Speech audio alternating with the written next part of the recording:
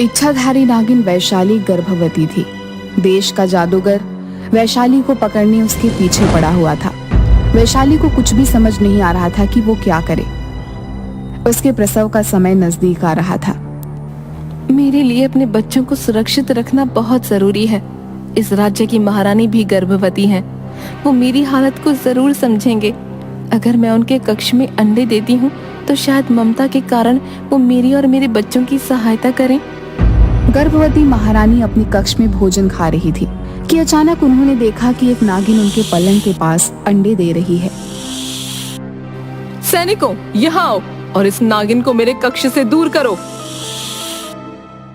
सैनिकों ने नागिन के अंडों को उठाना चाहा।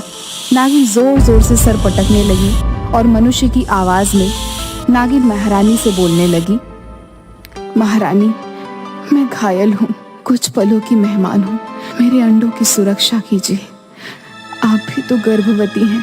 सैनिकों, इससे पहले कि ये मुझे और मेरे होने वाले बच्चे को नुकसान पहुंचाए, इसे और इसके अंडों को पूरी तरह से नष्ट कर दो। तुम्हें श्राप देती हूँ मैं, गर्भवती होकर भी ममता को नहीं समझी। तुम और कोई भी तुम्हारे बच्चे को नहीं छू पाएगा। मेरा सारा जहर तुम्हारी संतान में होगा, जिसका कोई काट नहीं। जैसे ही सैनिकों ने अंडों को नुकसान पहुंचाया, अचानक ही उन्हें तेज प्रसव पीड़ा होने लगी। वे जोर जोर से चिल्लाने लगी, अरे दाई को बुलाओ, मर जाऊंगी, असहनीय पीड़ा हो रही है, मर जाऊंगी मैं, मुझे बचा लो, मैं मर जाऊंगी, बचूंगी नहीं। महारानी, धैर्य से काम ले, आप बेकार ही परेशान हो रही हैं।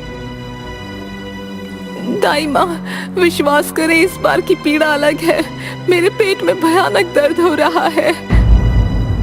अभी महारानी चिल्ला ही रही थी कि पूरे देश में तेज हवाएं चलने लगी, बिजली कड़कने लगी और अचानक एक बड़ा सा अंडा महारानी के शरीर से बाहर निकल आया और महारानी बेहोश हो गई। अंडों को देखते ही बूढ़ी दाई चिल्लाई, हाय मेरे देवा, ये नागिन को मारने और उसके अंडे को नुकसान पहुंचाने का ही फल है।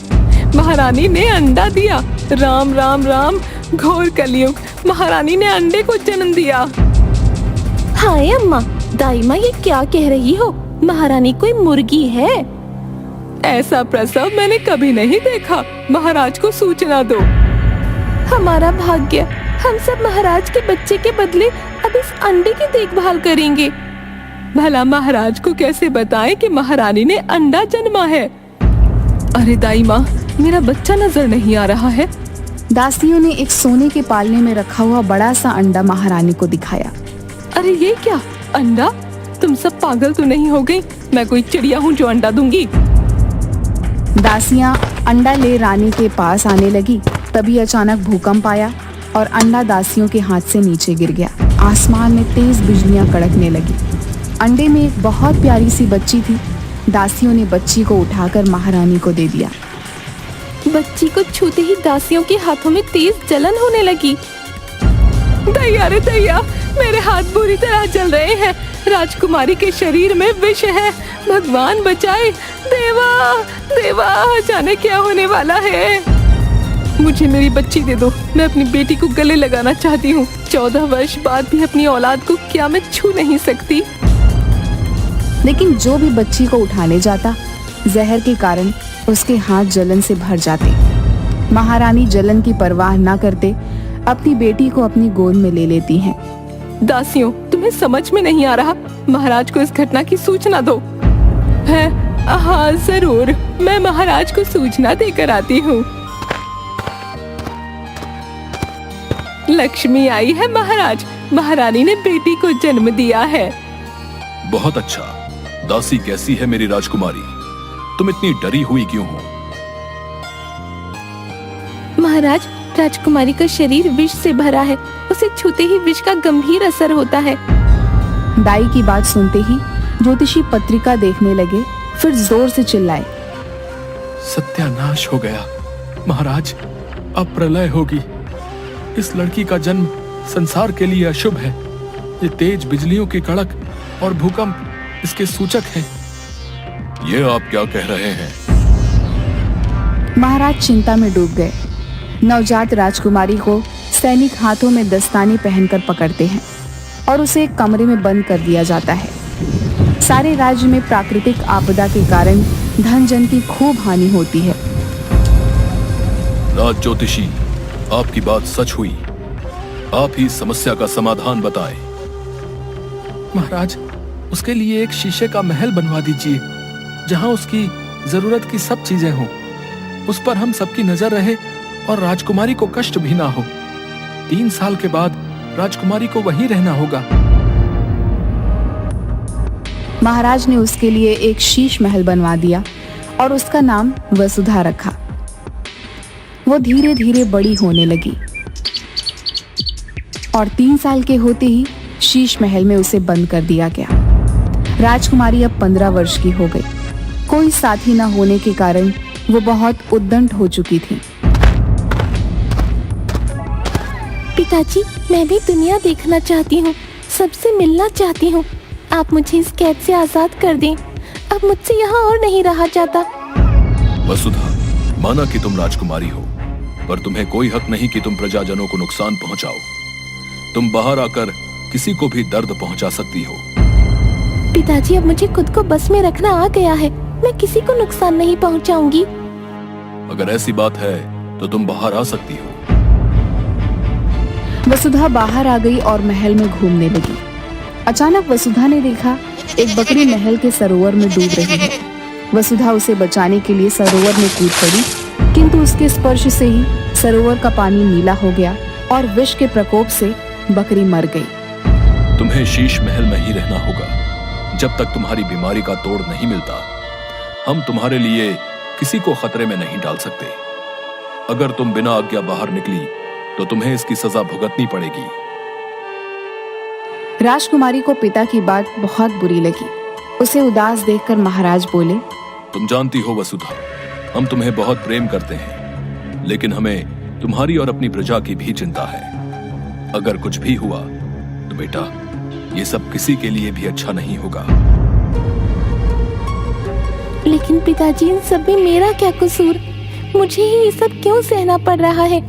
मैं जानती हूँ आप मुझे कोई प्रेम नहीं करते, क्योंकि आपको अभी मेरी कोई जरूरत नहीं है। लेकिन जिस दिन आपको मेरी जरूरत पड़ेगी, उस दिन तो आपको मुझे यहाँ से निकालना ही पड़ेगा। महाराज के दोनों बड़े भाई राजकुमारी को देखने महल आए। चाचा, आप दोनों को देखकर बहुत खुशी हुई। मेरा दिल आपके गले लगने को कर रहा है। क्या आप मुझे अपने गले नहीं लगाएंगे? क्यों नहीं वसुधा, लेकिन महाराज ने हमें ऐसा करने से मना किया है।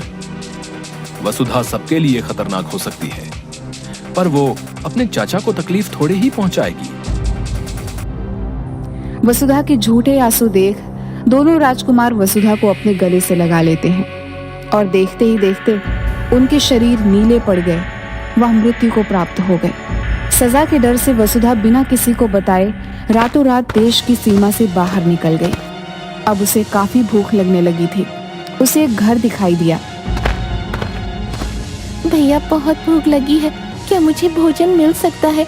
आपको भोजन के बदले अपने सोने के कंगन दे सकती हूँ। राजकुमारी की बात सुनकर घर में रहने वाले गरीब किसान के परिवार ने घर में जो कुछ भी उपलब्ध था राजकुमारी के सामने रख दिया। तभी वहां से उस देश का जादूगर गुजरा। मुझे अपनी जादुई शक्तियों से आभास हो रहा है कि जहरीली नागिन वैशाली आसपास है, जो मेरी कैद से भाग गई थी। लेकिन ये क्या? वैशाली नागिन का जहर तो इस लड़की के शरीर में दिखाई पड़ रहा है। मुझे पता लगाना होगा इस राज का। राजकुमारी ने भोजन खाया और अपने कंगन देने के लिए उसके पास गई। जैसे ही उसने उस आदमी को छुआ, वह जोर जोर से चिल्लाने लगा। मेरा पूरा शरीर जल रहा है, ये क्या हो रहा है? मेरी सांसें रुक रही हैं और यह देखकर जादूगर ने अपने मंत्र शक्ति से भरा हुआ पानी राजकुमारी के ऊपर फेंका और देखते ही देखते राजकुमारी जादूगर की कैद में आ गई। जादूगर उसे लेकर अपने महल पहुंचा। मेरे सामने आ जाओ, मैंने तुम्हें पहचान लिया है वैशाली। मुझसे छुपने की कोई जरूरत नहीं। जादूगर, तू मेरे बीच में क्यों आ रहा है? महारानी ने मेरी ममता का अपमान किया है। मेरी प्रार्थना करने के बावजूद भी मेरी आंखों के सामने मेरे अंडों को तोड़ दिया। वो अपनी बेटी को भी कभी हृदय से नहीं लगा पाएगी। मैं राजकुमारी का शरीर कभी नहीं छोड़ूंगी। सबको मेरे अपमान का बदला भुगतना होगा। वैशाली, तू सारे मानव समाज से इस बात का बदला नहीं ले सकती। तू महारानी को क्षमा कर दे, या फिर मुझे बता तेरा क्रोध कैसे शांत होगा। मेरा क्रोध शांत करना चाहता है तो सुन, महारानी को जाकर ये सूचना दे कि महारानी को मुझसे मुकाबला करना होगा। कैसा मुकाबला? उसे एक परीक्षा देनी होगी।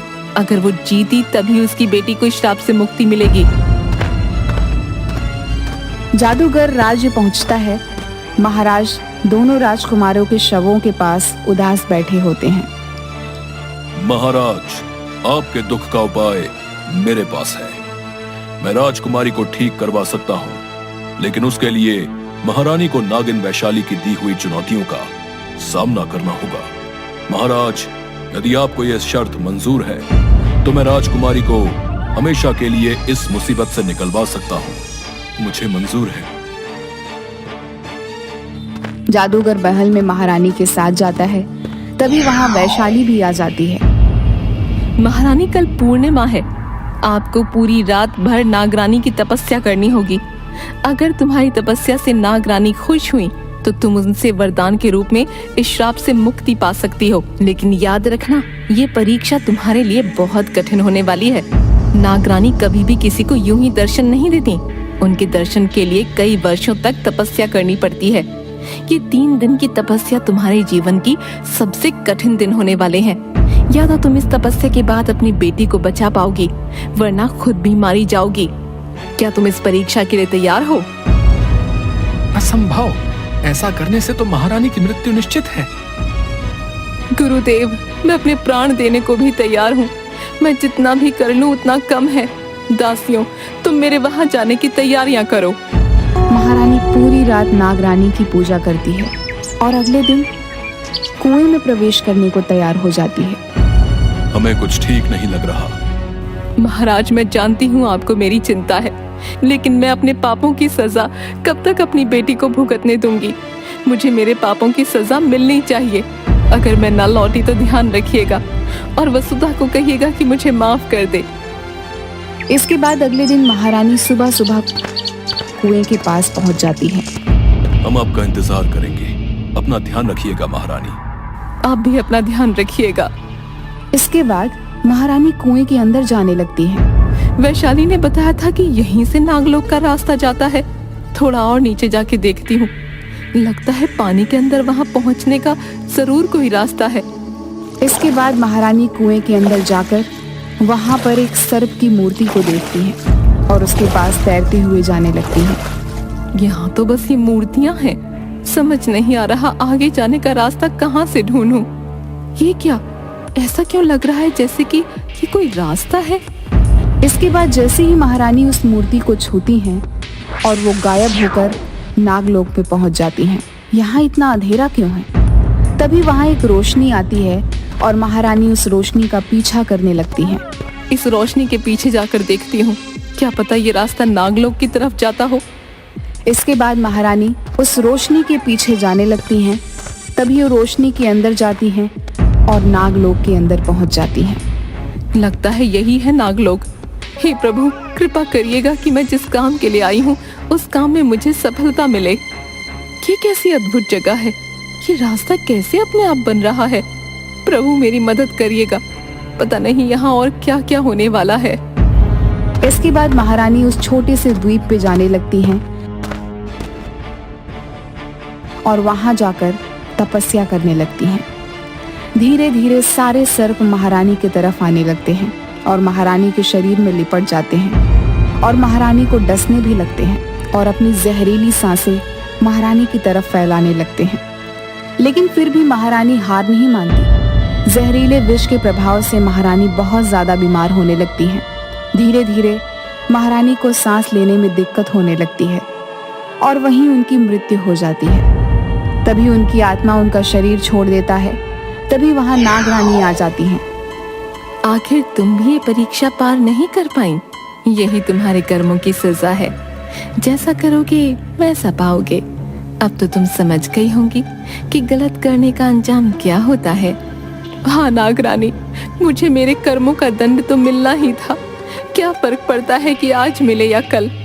सही कहा है किसी ने, मृत्यु सबकी आंखें खोल देती है। अब कुछ ही देर में यमदूत आते ही होंगे तुम्हें लेने।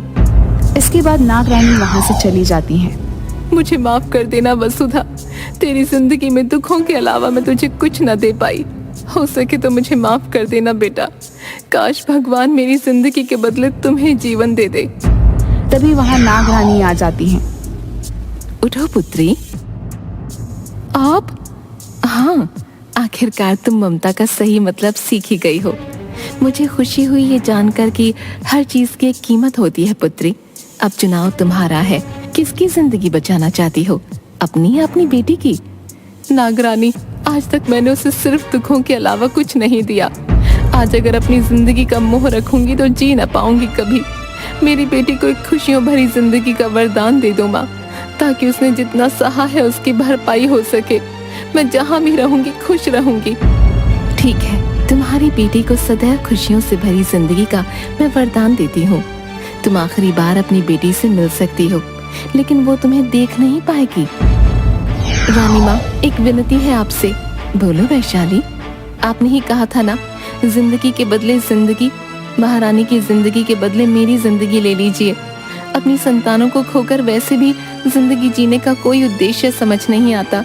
खुद तो अपनी संतान का सुख न पा सकी, कम से कम किसी को वो सुख देकर दिल का एक बोझ तो कम कर ही सकती हूँ।